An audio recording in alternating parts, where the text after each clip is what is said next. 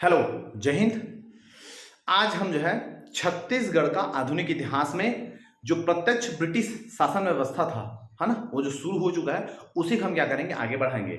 और आज जितने भी थ्योरेटिकल वाला जो पोर्शन है, जो रट्टा टाइप का टॉपिक है ना, जो जो अंग्रेजों ने जो व्यवस्था यहाँ पर लागू किया था, वो आज की वीडियो में क्या हो जाएगा, सिर आ जाएगा। उसके बाद नेक्स्ट वीडियो से हम चलेंगे 1857 की क्रांति से लेके कांग्रेस के गठन और जितने भी कांग्रेस के कार्यकाल में, है ना, कांग्रेस के आने के बाद छत्तीसगढ़ में क्या क्या जो है राजनीतिक जो परिवर्तन हुआ है, उसको अपन क्या करेंगे, है ना, आगे अपन देखेंगे।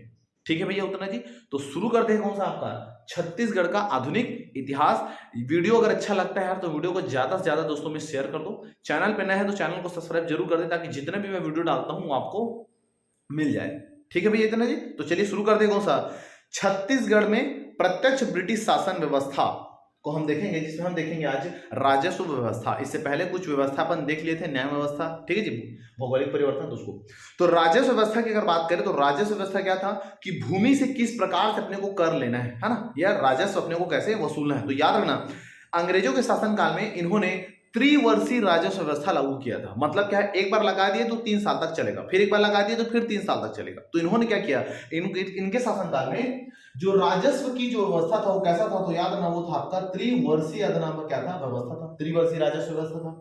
त्रिवर्षीय राजस्व व्यवस्था, और ये 2 बार लागू हुआ था। 3-3 वर्ष के लिए 2 बार, याद रखना, क्या हुआ था आपका, लागू हुआ था। तो त्रि व्यवस्था था त्रिवर्षीय, याद रखना आपका, व्यवस्था था त्रिवर्षीय, और 2 बार लागू हुआ था, 2 कार्यकाल में। तो एक कार्यकाल क्या था, 2 बार लागू हुआ था। तो एक था 1855 से 1857 तक, 55, 56, 57, और दूसरा था ना आपका 59 से 61 तक, 59, 60 और आपका 61, ये 2 बार आपका लागू हुआ था। ठीक है। दूसरा, राजस्व की दृष्टि से अगर देखोगे, राजस्व की दृष्टि से, है ना, इनको देखोगे तो ये पूरे जो राजस्व जो व्यवस्था थे उनको 3 भागों में बांटे थे। कितने भागों में, आपका 3 भागों में, याद रखना, क्या किए थे आपका, बांटे थे राजस्व की दृष्टि से 3 भागों में। ओके, कौन कौन सा था, तो एक था आपका खालसा क्षेत्र, एक था कौन सा आपका जमींदारी क्षेत्र, और एक था कौन सा आपका ताबूतदारी क्षेत्र। खालसा, जमींदारी, और क्या था आपका, ताबूतदारी। खालसा क्षेत्र किसको बोलेंगे, खालसा क्षेत्र, याद रखना, मराठा काल ने जब बताया था कि जो मराठों के प्रत्यक्ष नियंत्रण में रहते थे उनको बोलते थे खालसा क्षेत्र। तो अभी भी कहीं ना कहीं मराठा तो चले गए, अब कौन आ गया, आपका सरकार। तो याद रखना, जो खालसा जो क्षेत्र था, वहां के जो लोग हैं, वहां के जो किसान हैं, वो क्या कर रहे थे, सरकार को सीधा ऋण देते थे, सीधा कर देते थे, है ना। लेकिन वो क्या करते थे, गौटिया को दे देते थे, और गौटिया जाके क्या करता था, गौटिया के माध्यम से सीधे सरकार को क्या देते थे, आपका राजस्व देते थे। तो सरकार को सीधा क्या देते थे, आपका कर देते थे, किसके माध्यम से, आपको गौटिया के माध्यम से। ओके, तो ये क्या रहा था आपका खालसा क्षेत्र से। दूसरा देखते हैं कौन सा, आपका जमींदारी। जमींदारी को बोलते थे, वहां के जो जमींदारी थे, जो जमींदारी जो था एक क्षेत्र, उनको, उनसे कर वसूलने का काम था जमींदार का, उसी को मालगुजार बोलते थे, जमींदार को। और ये मालगुजार है जो जमींदार है, क्या करता था, राजस्व को, कर को लेता था और अपना कुछ हिस्सा रख के बाकी को दे देता था, किसको, आपका अंग्रेजों को। ठीक है। लेकिन यहाँ पर जो जमींदारी जो क्षेत्र था, उनके जो मालिक थे वो कौन थे, उनके मालिक थे आपका अंग्रेज। समझ रहे बात को जी, है ना। जो सरकार थे उनका प्रत्यक्ष नियंत्रण था किसमें, आपका इस, है ना, सॉरी, मतलब इसमें देखोगे तो जमींदारों के माध्यम से अप्रत्यक्ष क्या था, आपका नियंत्रण था। लेकिन भूमि के स्वामी कौन थे, तो सरकार था। ठीक है। अगला अगला देखते हैं कौन सा, आपका ताहूतदारी। ताहूतदार, है ना, ताहूतदारी व्यवस्था, याद ना, जब अप्रत्यक्ष ब्रिटिश शासन चल रहा था तो ब्रिटिश अधीक्षक का कार्यकाल था। तो ब्रिटिश अधीक्षक में एक ब्रिटिश अधीक्षक थे जिसका नाम था कैप्टन सैंडिस। कैप्टन क्या है आपका, सैंडिस। तो कैप्टन के सैंडिस काल में आता ना ताहूतदारी व्यवस्था आपका शुरू किया गया। ओके, सिरपुर, लवन, राजीव, सिहावा, समझ रहे बात, तोरमी, लरेंगा, है ना। तो ये, तो ऐसे, है ना, तोरमी नहीं है, लोरमी है, लोरमी तरेंगा है। ओके, तो ये जो थे, ये क्या थे, आपका ताहूतदारी कहलाते थे। ताहूतदारी मतलब क्या होता है, ताहूतदारी मतलब याद ना, जो अनउपजाऊ जो भूमि था, जो जर्जर जो भूमि था, जो पहाड़ी क्षेत्र था, उनको क्या करते थे, अंग्रेज ठेका में दे देते थे। और वो आदमी अपना पैसा इन्वेस्ट करके जो पहाड़ी भूमि था, जो अनउपजाऊ जो क्षेत्र था, उनको उपजाऊ क्षेत्र में परिवर्तित करते थे। और उनसे जो भी इनकम होता था, जो भी आय होता था, उस आय का कुछ हिस्सा अंग्रेज को देते थे और कुछ हिस्सा क्या करते थे, अपने पास आपका रखते थे। ये क्षेत्र कहलाते थे कौन सा, आपका ताहूतदारी व्यवस्था। और इसके जो प्रमुख होते थे वो कहलाता था ताहूतदार। ठीक है। तो इनके, है ना, इन क्षेत्रों से अंग्रेजों को क्या मिलता था, आपका राजस्व, याद रखना, आपका मिलता था। ठीक है जी। ओके, इतना याद रखना। उसके अलावा याद रखना, अंग्रेजों में आय का जो प्रमुख स्रोत था, है ना, आय का जो प्रमुख, याद रखना, स्रोत था 1854 तक, याद रखना, 1854 तक, याद रखना, आय के लिए 7, याद रखना, मद थे, 7 मद अलग अलग। ओके जी, ये। लेकिन उसके बाद 1854 में तो 7 सोर्स से उनको पैसा मिलता था। 1856 में जब इसमें परिवर्तन हुआ, चेंजेस किए 1856 के बाद, 1856 के बाद याद ना, है ना जी, जो ये व्यवस्था था याद ना, वो 4 मद में कन्वर्ट हो गया, मतलब है ना जी 1856 में संशोधन के पश्चात याद ना 4 क्षेत्रों से इनको राजस्व मिला, मतलब 7 को कंपाइल करके 4 जो मद है वो बना दिए। कौन कौन सा मद था? तो एक था आपका कौन सा, आपका भू राजस्व, कौन सा आपका भू राजस्व जो कर था वो, भू राजस्व मतलब जमीन से, भू मतलब जमीन, ओके, तो जमीन से मिलने वाले कर, ये राजस्व का एक स्रोत था, आय का एक स्रोत था। दूसरा कौन सा आपका आबकारी कर, मादक द्रव्य, है ना, जो पेय पदार्थ था उनसे मिलने वाला जो द्रव्य था ये आपका आबकारी। तीसरा कौन था आपका शायर, शायर मतलब आपका आयात निर्यात, मतलब वही है आपका शायर, कहने का मतलब है कि चुंगी कर, चुंगी कर का मतलब होता है, देखना गाँव में देखोगे तो कोई बाहर वाला क्षेत्र जब गाँव में प्रवेश करता है ना, देखा ये जो है आपका ऐच्छिक है, वैकल्पिक था उस अभी वर्तमान में, है ना, तो शायर का मतलब चुंगी कर था कि क्षेत्र में परिवार अब जाओगे टोल टैक्स तो उसके लिए आपका चुंगी कर लेते थे, ठीक है। दूसरा कौन सा आपका पंडरी, पंडरी का मतलब जो गैर जो कृषक वर्ग है ना, इसमें लिखा है आपका गैर किसानों से, गैर कृषक वर्ग से लेने वाला कर कहलाता था आपका पंडरी। तो 4 याद रखना आपका मतलब भू राजस्व, आबकारी, शायर और कौन सा आपका पंडरी। अब इन जो राजस्व व्यवस्था को संभालने के लिए बहुत सारे क्या थे आपका अधिकारी थे, तो अधिकारी कौन कौन है, तो ध्यान से सुनिएगा अधिकारी। इसमें अधिकारी की बात करोगे तो आपका रिश्तेदार, क्या था आपका रिश्तेदार, नायब रिश्तेदार, मुहासिब, दफ्तरी, नवीस, मुहर्रिर, नाजिर और वासिल बाकी, क्या था वासिल बाकी। तो ये सब याद रखना क्या थे आपका प्रमुख जो है आपका राजस्व क्या थे मेरे बच्चों, आपका अधिकारी था, ठीक है भैया इतना। तो यहां पर हो जाता है कौन सा आपका राजस्व व्यवस्था, कहां पर आपका छत्तीसगढ़ में अंग्रेजों के शासन काल में, ठीक है इतना। तो ये हो गया प्री और मेंस दोनों के लिए आता आपका इंपॉर्टेंस है। अगला देखते हैं कौन सा आपका डाक व्यवस्था, डाक मतलब या फिर संचार व्यवस्था। संचार मतलब वही है कि डाक मतलब जो पोस्ट वगैरह है उसको दूसरी जगह तक पहुंचा देते थे, पहले कबूतर से पहुंचाते थे, आजकल व्हाट्सएप आ गया, मैसेंजर आ गया, समझ रहे हो बात को जी। तो उस समय में डाकिया, है ना, डाकिया का नियुक्ति किया, मतलब डाक को एक जगह से दूसरे जगह पहुंचाने के लिए, डाक को एक जगह से दूसरे जगह याद ना आपका पहुंचाने के लिए नियुक्त किया गया किसको, हरकारे को, किसको, हरकारे। हरकारे का मतलब यहाँ पर क्या है, हरकारे का मतलब ये है कि पोस्टमैन, जो डाकिया होता था ना, जो चिट्ठी को लेके जाता था वो कहलाएगा आपका हरकारे, क्या कहलाएगा आपका पोस्टमैन कहलाएगा। और वो ले जाएगा किससे, साइकिल से तो नहीं चला सकता, तो उस समय घोड़े होते थे, हरकारे जो है घोड़ा में बैठ के क्या करता था, जो चिट्ठी है उस चिट्ठी को पहुंचाता था डाकिया जो है, ओके। तो डाक व्यवस्था के लिए हरकारे और जो घोड़ों की क्या किया गया आपका व्यवस्था किया गया। और रायपुर में पहला डाकघर खोला गया और उस डाकघर का पहला जो पोस्ट मास्टर था, पोस्ट मास्टर वो था लेफ्टिनेंट स्मिथ, पेपर में पूछा है। प्रथम जो डाकघर था रायपुर में नया डाकघर खोला गया और वो उसके जो पोस्ट मास्टर थे वो कौन थे, तो वो थे आपका लेफ्टिनेंट स्मिथ थे।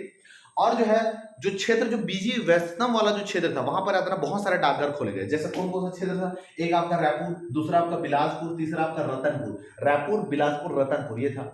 और ये जो डाक वाली व्यवस्था में यात्रा तहसीलदार, नायब तहसीलदार, इनका भी क्या करते थे आपका मदद लिया जाता था, ठीक है भैया इतने को याद रखना। और जो डाक जब देते थे तो डाक में देखना चिन्ह होता है, जैसे थप्पा है ना, हमारे यहाँ देखोगे तो जब कोई भी चीज को पोस्ट करते हैं उसमें टिकट चिपका जाता है, तो उसमें भी याद रखना डाक को भेजना ऐसे करके, तो महारानी विक्टोरिया का क्या था आपका अंग उसमें से, समझ रहे, थप्पा सा लगता था, तो रानी विक्टोरिया का याद उसमें क्या आता था आपका चित्र उसमें आपसे ठोकाते थे, ठीक है भैया। तो ये हो गया कौन सा आपका डाक व्यवस्था। अब हम देखते हैं कौन सा आपका एजुकेशन सिस्टम, उस समय आपका एजुकेशन जो व्यवस्था था वो कैसा था, शिक्षा व्यवस्था। तो उस समय चूंकि यातना अंग्रेज थे वो ज्यादातर अंग्रेजी भाषा संचालित कर रहे थे, भारतीयों को शिक्षा देने का इसका मेन जो उद्देश्य था वो ये था कि भारत के जो लोग हैं उनको हम एजुकेशन देंगे, एजुकेटेड करेंगे और वो क्या कर सके, हमारे जो छोटे मोटे जो काम है उनको क्या कर सके, खुद आप कर सके। इसलिए उन्होंने यहाँ छत्तीसगढ़ में अंग्रेजी भाषा के साथ साथ यादना आपका हिंदी भाषा को भी यादना शिक्षा का क्या बनाया, आपका माध्यम आपका बनाया, ठीक है जी, ओके आपका ये हो गया।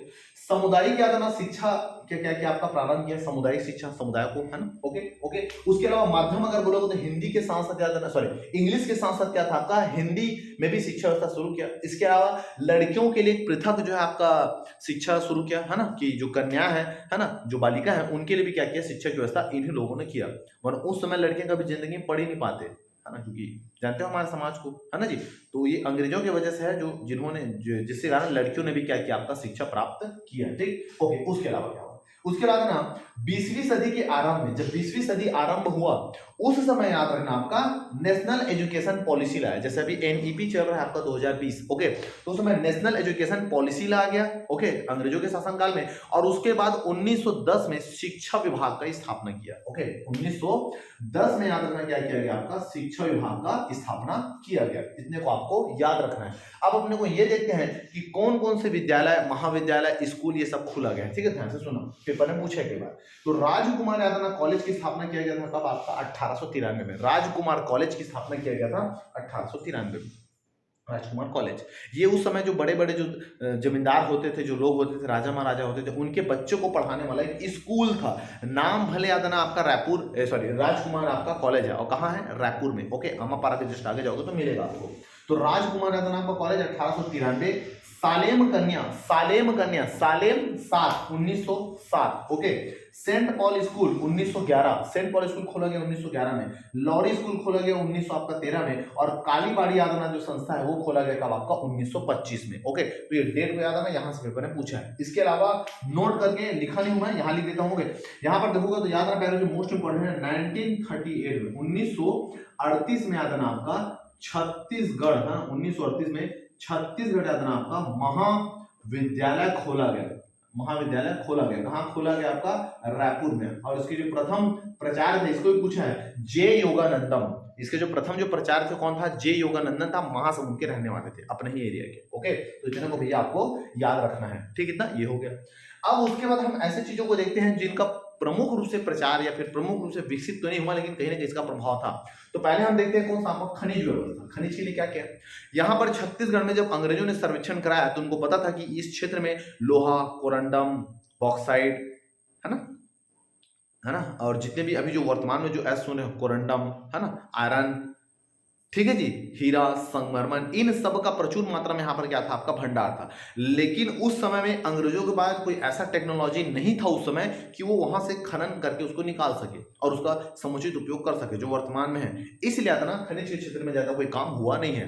दूसरा देते हैं आपका वन। वन विभाग मतलब आपका है वन के संरक्षण के लिए, वन को अच्छे से चलाने के लिए, वन से संबंधित बहुत सारे नियम कानून इन्होंने आपका लाया। जैसे वन नीति आपको पता है 1952 में। इसी प्रकार याद रखना, वनों को संचालित करने के लिए वन विभाग का गठन किया गया और वन विभाग का जो सर्वोच्च अधिकारी था, ध्यान सुना, सर्वोच्च याद रखना, जो अधिकारी था, सर्वोच्च अधिकारी, ये सर्वोच्च अधिकारी को होता था डिविजनल फॉरेस्ट ऑफिसर। कौन होता था? Divisional forest officer. वन विभाग का प्रमुख क्या था? आपका अधिकारी था। ठीक, उसके अलावा वाणिज्य और आपका उद्योग, वाणिज्य उद्योग की दृष्टि से उस समय क्या था? प्रमुख जो उद्योग था आपका बीएनसी मिल, बंगाल नागपुर कॉटन याद रखना आपका मिल था। बीएनसी मिल से संबंधित एक वीडियो पहले ही बना चुके हैं, चाहो तो आप प्लेलिस्ट में जाके देख सकते हो। ठीक है भैया, तो हो गया कौन सा आपका वाणिज्य और कौन सा आपका उद्योग। इस क्षेत्र में इन्होंने क्या किया? आपका अच्छा काम किया है। वाणिज्य और उद्योग के क्षेत्र में बीएनसी मिल हो गया। उसके अलावा मोहन जो जूट मिल है 1935 में, उनको भी इन्होंने क्या किया था? आपका इन्हीं के कार्यकाल में आपका शुरू हुआ था। अंग्रेजों का ही क्या है आपका प्रयास है। समझ रहे बात को जी? तो आपका ये हो गया।